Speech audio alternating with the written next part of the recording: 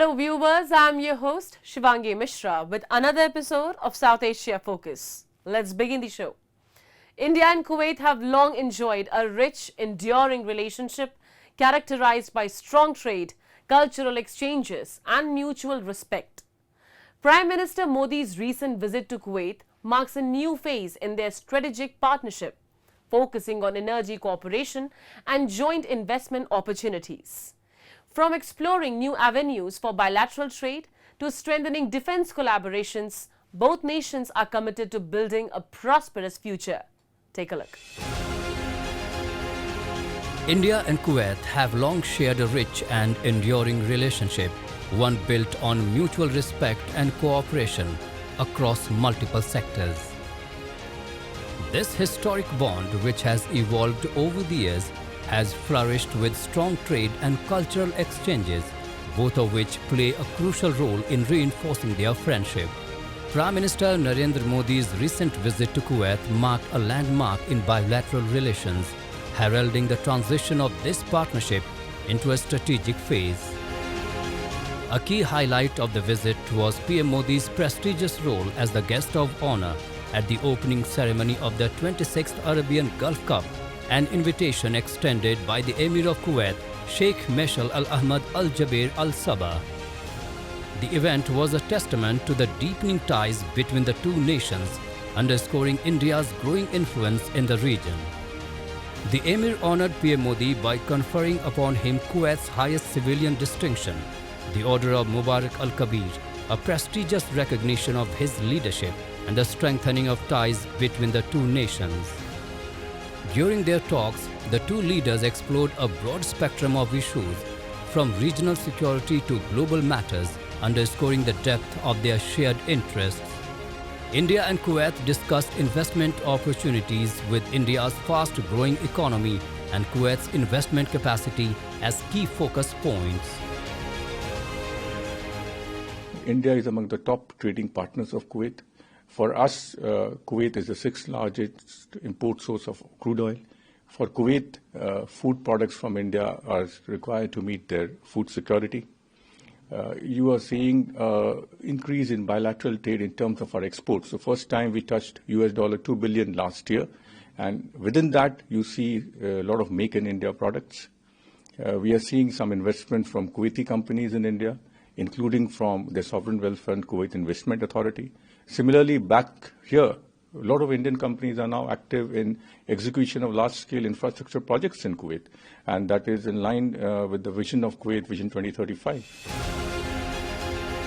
India and Kuwait discussed deepening energy cooperation, shifting from a buyer-seller model to a comprehensive partnership in oil, gas, and renewable energy. They also welcomed signing of MOU to enhance defense ties, including joint exercises and defense equipment development. Both nations condemned terrorism and emphasized disrupting financing networks. Moreover, during his visit, PM Modi also met President of the Kuwait Heritage Society, Fahad Ghazi Abdullah Jalil, praising his efforts to preserve rare manuscripts and artifacts that strengthen the historical and cultural ties between India and Kuwait. In turn, Al Abdul Jalil also reflected on the enduring friendship between the two countries. We discussed many aspects about the strong and long relationship between Kuwait and India. It's 250 years of the partnership between Kuwait and India. The first ship traveled to India at that time was in 1780. So it's a very, very, very long period of partnership between the two countries.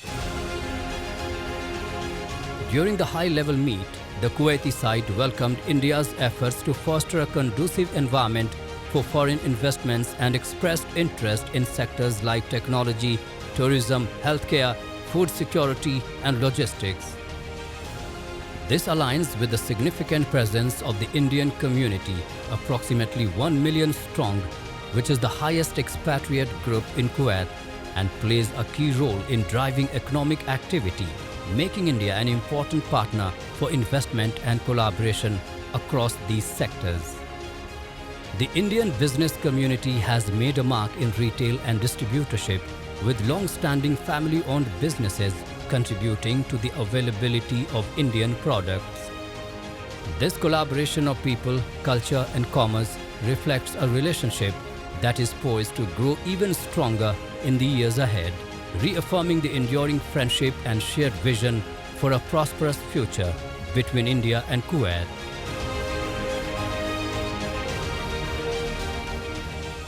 The death of prominent Baloch activist Karima Baloch 4 years ago had raised widespread suspicions of a targeted assassination orchestrated by the Pakistani state.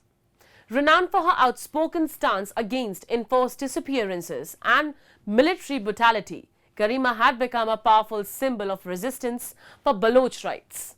Fleeing to Canada after facing constant threats, her tragic death in 2020 remains shrouded in mystery. On the 4th anniversary of her death, the Baloch Yakjehti Committee released a poignant new documentary that not only honors Karima's legacy but also amplifies the continuing fight for justice and accountability. A report. Brave Baloch Women, a new documentary from the Baloch Yakjehti Committee, now available on YouTube, highlights the untold stories of Baloch women who have fought for justice and equality in Pakistan. These women have not only challenged oppressive norms but have become the vanguard of social and political movements in Balochistan and beyond. On the 4th death anniversary of human rights activist Karima Baloch, the Baloch advocacy group BYC released the documentary on its official YouTube channel. Karima Baloch, who was the first female chairperson of the Baloch Students' Organization, fled Pakistan in 2015 and sought refuge in Canada after facing threats to her life for speaking out against enforced disappearances and extrajudicial killings by the Pakistani military. On December 22, 2020, her body was found submerged in Toronto's waterfront under suspicious circumstances. Her family, as well as numerous politicians and activists, including the Baloch Yakjehti Committee, had claimed that she was murdered by the Pakistani state. Despite Canadian authorities ruling her death as non-criminal, her passing had sparked significant concerns and demands for further investigation.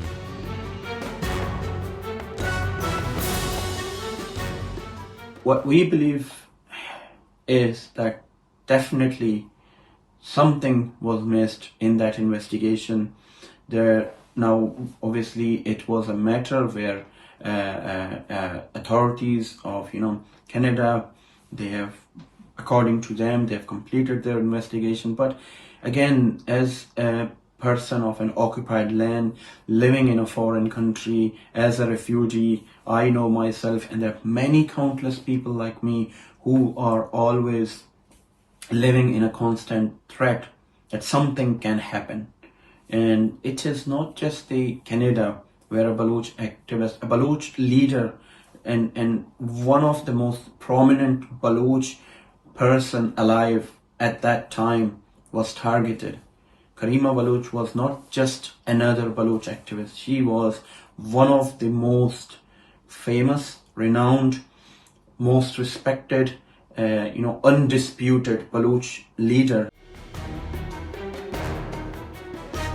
There was suspicion surrounding the circumstances of Karima's death, as she had received threats prior to her death.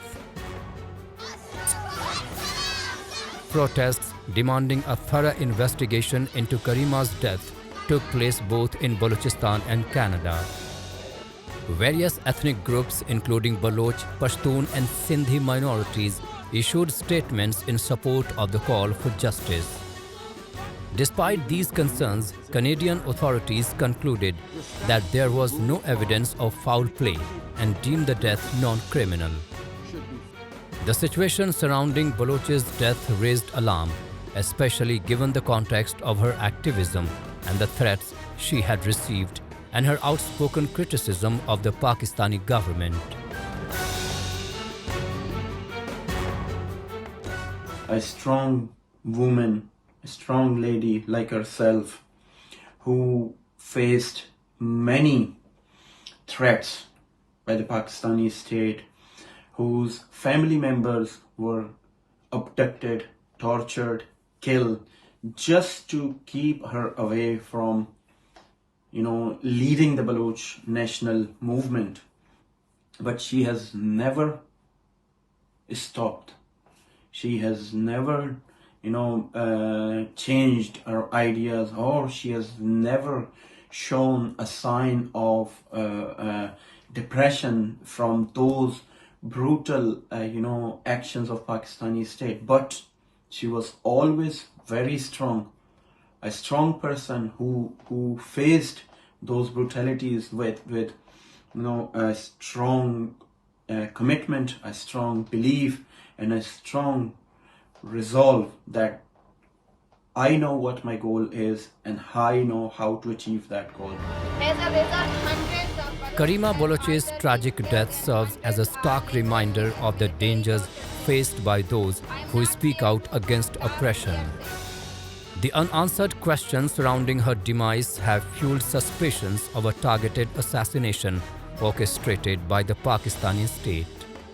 Karima's voice for Baloch rights, her relentless fight for justice, and her vocal criticism of human rights violations by the Pakistani military made her a threat to those in power.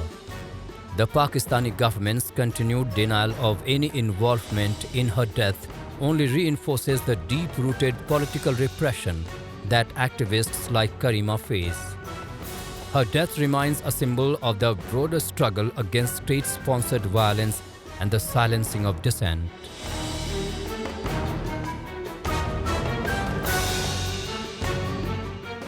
Time now for Asia This Week, the stories from across the continent. Former Indian Prime Minister Dr. Manmohan Singh passed away at the age of 92 in New Delhi.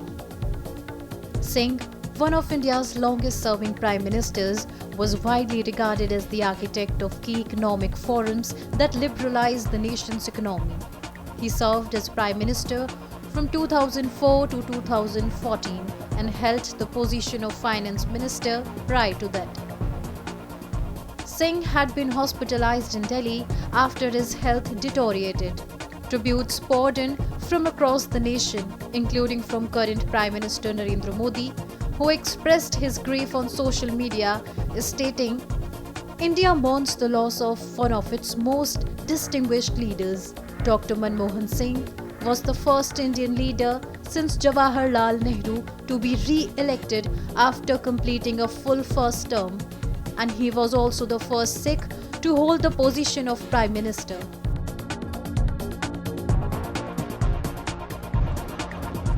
A bombardment by Pakistani military aircraft in Afghanistan's eastern Paktika province resulted in at least 46 deaths, the majority of whom were women and children, according to the Afghan Taliban. The airstrikes also left several others injured at 4 separate locations in the region, as reported by Deputy Spokesperson Hamdullah Fitrat. In response, Afghanistan's Foreign Office summoned Pakistan's head of mission in Kabul to deliver a formal protest note condemning the attack as a violation of international principles and act of aggression. The Afghan government warned that such actions would not go unanswered.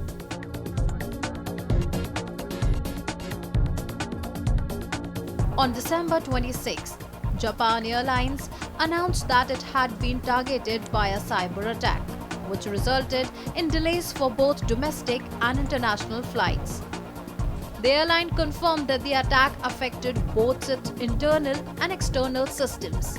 To mitigate the issue, Japan Airlines temporarily shut down a router, causing system malfunctions, and suspended ticket sales for flights scheduled for Thursday. However, Japan's other major airline, ANA, reported no signs of a similar attack on its systems. Earlier this week, US carrier American Airlines also experienced disruptions, briefly grounding all flights for an hour on Christmas Eve due to a technical glitch involving its network hardware, affecting thousands of travelers.